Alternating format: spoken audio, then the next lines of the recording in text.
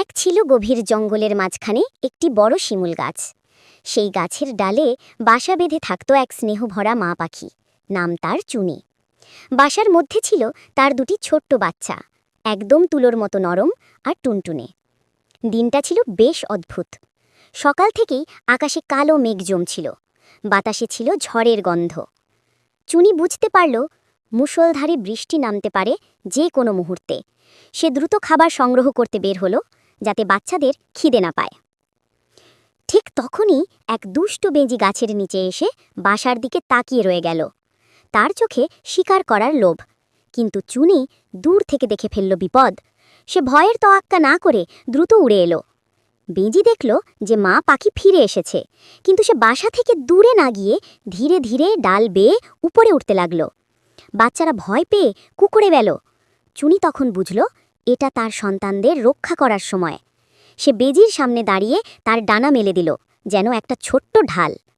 ভয় থাকলেও সে পিছায়নি। বেজি চুনির দৃঢ়তা দেখে একটু থমকাল। ঠিক সেই সময়ে আকাশ ফেটে বাজ পড়ল, ঝমাঝম করে বৃষ্টি নেমে এলো। বিজলির আলো আর বজ্রধ্বনির শব্দে বেজি ভয় পেয়ে নেমে পালালো। কিন্তু বৃষ্টি থামার নাম নেই। জোরালো হাওয়ায় বাসা দুলছে, পানি ঢুকছে।